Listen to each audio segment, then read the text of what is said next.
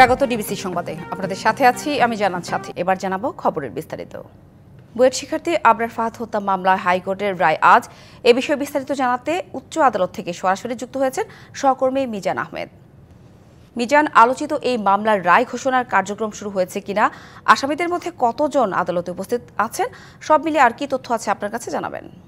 সাথে যেহেতু death reference এবং আপিল ও জেল আপিলের রায়, সেহেতু আসামিদের উপস্থিত থাকার বিধানটি আসলে এই ক্ষেত্রে নাই। যখনই বিচারিক আদালতে এই মামলাগুলো হয় তখন কিন্তু আসামিদের উপস্থিতিতেই কিন্তু সেই মামলাগুলোর রায় ঘোষণা করা হয়, কিন্তু পরবর্তী পর্যায়ে যখন হাইকোর্ট কিংবা আপিল বিভাগে এই মামলাগুলোর বিচারিক কার্যক্রম চলে আসে তখন কিন্তু আসামিদের উপস্থিতির ক্ষেত্রে কোনো বাধ্যবাধকতা থাকে না। সেক্ষেত্রে তাদের পক্ষের যে আইনজীবী তারাই উপস্থিত থাকেন। এই মুহূর্তে কিন্তু বিচারপতি একে মাসাদুজ্জামান এবং বিচারপতি সৈয়দ এনায়েত হোসেনের যে দ্বৈত বেঞ্চ, সেই দ্বৈত বেঞ্চে কিন্তু আইনজীবীদের মধ্যে উপচে পড়া ভিড় আমি দেখে এসেছি এবং সেখানে কিন্তু আইনজীবীদের সাথেও কথা হয়েছে। যেমন আসামি পক্ষের আইনজীবী সহ রাষ্ট্রপক্ষের আইনজীবী সবাই কিন্তু উপস্থিত রয়েছেন নবীন আইনজীবীরা, যারা এই মামলাগুলোর কি রায় হয় সেই রায় সম্পর্কে তাদের চিন্তা চেতনাকে আরো শানিত করার জন্য। পাশাপাশি আপনার আলোচনার ধারাবাহিকতায়, প্রশ্নের ধারাবাহিকতায় বলতে চাই যে এই মামলাটি কিন্তু 2019-এর 6 অক্টোবর রাতে সংগঠিত হয় এবং তারপর কিন্তু এক মাসের মাথায় অর্থাৎ 13ই নভেম্বর কিন্তু এই মামলার তদন্ত প্রতিবেদন দেওয়া হয়, অর্থাৎ চার্জশিট দেওয়া হয়। সেই চার্জশিটে কিন্তু যে 25 জনকে আসামি করা হয়, সেই 25 জনই কিন্তু পরবর্তী পর্যায়ে 20 জন ফাঁসি এবং 5 জন যাবজ্জীবন অর্থাৎ দণ্ডিত হন। কিন্তু এখানে আসামি পক্ষের আইনজীবীরা বলছেন যে আবরার ফাহাদের যে হত্যাকাণ্ডটি হয় 2019 সালের 6 অক্টোবর রাতে, এবং সেই রাতে 6 ঘন্টার মতো আবরার ফাহাদকে নির্মমভাবে পৈশাচিকভাবে পেটানো হয় এবং সেই ক্ষেত্রে কিন্তু হল প্রভোস্ট কোনোভাবেই এই যে মামলা, এই যে হত্যাকাণ্ড, সেই হত্যাকাণ্ডের দায় এড়াতে পারে না, যদিও এই মামলায় কিন্তু তাকে অভিযুক্ত করা হয়নি। এবং সেক্ষেত্রে আরও একটি বিষয় এখানে চলে আসে, সেক্ষেত্রে হচ্ছে আমাদের সংবিধানের 38 অনুচ্ছেদে কিন্তু যে কোনো ব্যক্তির চিন্তা ও দলের সঙ্গের স্বাধীনতা দেওয়া রয়েছে। অর্থাৎ যে কোনো ব্যক্তি যে পথের হোক, যে মতের হোক, তার কিন্তু যে কোনো সংগঠন করার অধিকার আছে। সেই বিষয়টিও কিন্তু এই আলোচিত মামলায় চর্চিত হয়েছে এবং সেই ক্ষেত্রে হয়তো আদালতের কোনো পর্যবেক্ষণ আসতে পারে। পাশাপাশি আরেকটি তথ্য আপনার মাধ্যমে দর্শকদের জানাতে চাই, যে সময় এই ঘটনাটি ঘটেছিল ওই সময় কিন্তু শুধু বুয়েট না, সারা দেশের শিক্ষা প্রতিষ্ঠানগুলোতে র্যাগিং এবং বুলিং এর খুব বাজে একটি অবস্থা চলছিল এবং সেই ক্ষেত্রে আসলে এই রায়ের মধ্য দিয়ে কিন্তু সেই বিষয়ে হয়তো কোনো নির্দেশনা আসতে পারবেন বলে আশা করছেন আইনজীবীরা। তো কিছুক্ষণ পরই হয়তো কোর্ট বসবে এবং কোর্ট বসার পরই তার যে চূড়ান্ত বিবেচনা, সেই সিদ্ধান্তটি কোর্ট জানাবে এবং তা জানালেই আপনার মাধ্যমে আমরা তার দর্শককে জানিয়ে দেবো।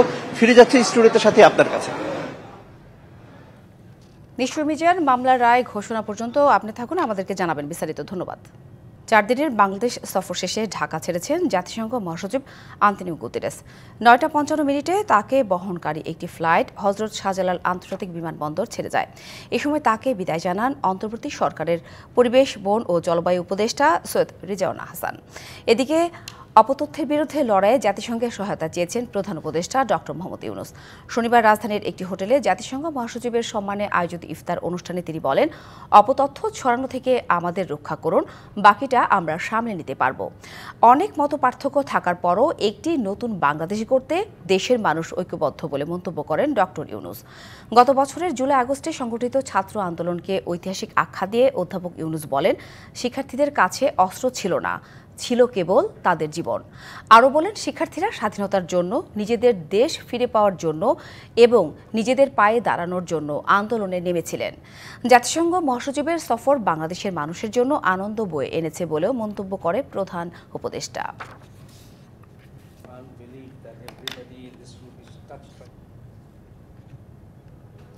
তত্ত্বাবধায়ক সরকারের মতো শুধু নির্বাচন করাই অন্তর্বর্তী সরকারের দায়িত্ব নয়, এমনটাই মনে করে জাতীয় নাগরিক পার্টি এনসিপি।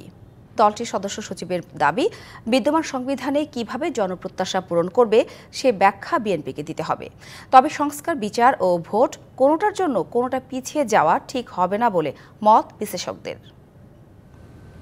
গেল 5 দশক ব্যক্তি, পরিবার ও গোষ্ঠীকেন্দ্রিক রাজনীতি, জনপ্রত্যাশা ব্যর্থ হয়েছে। এমন দাবিতে প্রথাগত রাজনীতির পরিবর্তে নতুন ধারার অঙ্গীকার করে গেল 28শে ফেব্রুয়ারি যাত্রা শুরু করে জাতীয় নাগরিক পার্টি। ত্রয়োদশ জাতীয় সংসদ নির্বাচনের আগ মুহূর্তে জুলাই আগস্টের বিপ্লবী তরুণদের এই রাজনৈতিক অভিষেক নিয়ে বেশ কয়েকটি রাজনৈতিক দলের মতপার্থক্য রয়েছে। জাতীয় নাগরিক কমিটির এনসিপির সদস্য সচিব জানান, বিদ্যমান সংবিধানে কিভাবে জনপ্রত্যাশা পূরণ করবে সে ব্যাখ্যা দেওয়া উচিত বিএনপি।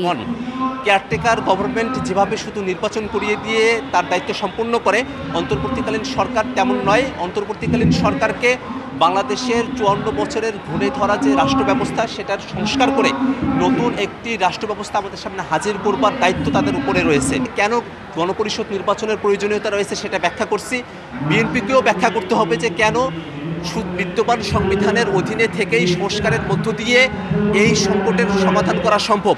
বলেন প্রতিটি ক্ষেত্রে সংস্কারে সরকারের উচিত রোডম্যাপ তৈরি করা।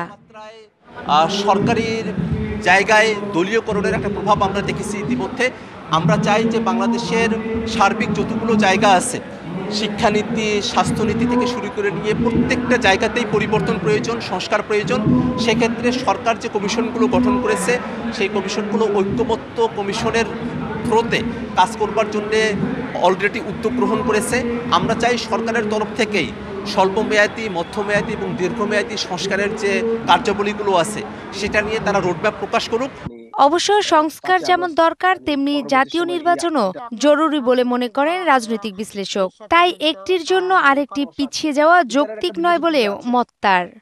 সংস্কার, বিচার এবং নির্বাচন তিনটাকে প্রাধান্য দিয়ে যত দ্রুত সম্ভব মানে বৈধ সরকার হাতে, মানে বৈধ বলছি নির্বাচিত সরকারের হাতে ক্ষমতা দেওয়া দরকার।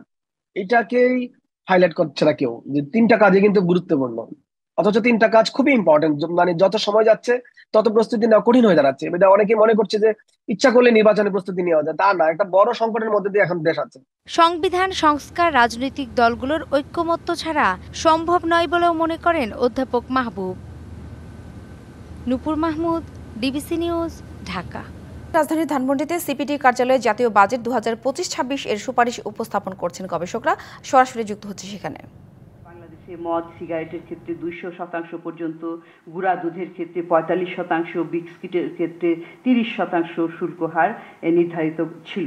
কিন্তু বর্তমানে এই সমস্ত পণ্যের আমদানি করের মধ্যে যেমন customs duty, regulatory duty, supplementary duty, value aided tax, তারপরে অ্যাডভান্স ইনকাম ট্যাক্স, এগুলো নির্ধারিত সীমার চাইতে বেশি রাখা হয়েছে। এবং আপনারা জানেন যে জাতীয় রাজস্ব বোর্ড ইতিমধ্যেই 60টি পণ্যের তালিকা চিহ্নিত করেছে। এই 60টি পণ্য যেগুলোর শুল্ক হার নির্ধারিত সীমায় নামিয়ে আনতে হবে, যাতে বাণিজ্যে ভারসাম্য বজায় থাকে। এবং এই প্রক্রিয়াটা 2026 সালের নভেম্বর পর্যন্ত অব্যাহত রাখতে হবে, যাতে আস্তে আস্তে ধীরে ধীরে এটাকে কমিয়ে আনা যায়, যাতে কিনা আমরা ধাক্কাটা হঠাৎ করে এলডিসি হওয়ার পরে এই ট্যাক্স রিলেটেড শুল্ক সম্পর্কিত ধাক্কাটা আমরা সহনীয় পর্যায়ে আনতে পারি। এবং আরেকটা বিষয় উল্লেখযোগ্য যে বাংলাদেশের যে মোট 17% শুল্ক লাইন আছে, এই শুল্ক লাইনের জন্য নির্ধারিত বাধ্যবাধকতা অর্থাৎ বাইন্ডিং কাভারেজ এটা রয়েছে। তার মানে হচ্ছে যে বাকি যে 83% শুল্ক লাইন, এই ক্ষেত্রে কোনো ধরনের বাধ্যবাধকতা নাই। কিন্তু উত্তরণের এলডিসি থেকে উত্তরণের পরেও বাংলাদেশের জন্য এইসব অনির্ধারিত শুল্ক লাইনের ক্ষেত্রে নমনীয়তাটা বজায় থাকবে। তো সেইটার ক্ষেত্রে এটা একটা ভালো জিনিস যে এটার আমরা চালু রাখতে পারবো। তবে জাতীয় রাজস্ব বোর্ডকে এই ব্যাপারে সচেতন থাকতে হবে, এমনভাবে ব্যবহার করতে হবে যেটার কিনা সৎ ব্যবহার হয়, এটার যেন মিসইউজ যাতে না হয় সেই ব্যাপারে মনোযোগ রাখতে হবে। আরেকটা ডিবিসি সংবাদে এই ছিল এখনকার মতো। ডিবিসি নিউজের সংবাদগুলো পড়তে ভিজিট করুন dbcnews.tv আর ভিজিট করুন ডিবিসি নিউজের ফেসবুক পেজ এবং ইউটিউব চ্যানেল। ডিবিসির সঙ্গেই থাকুন।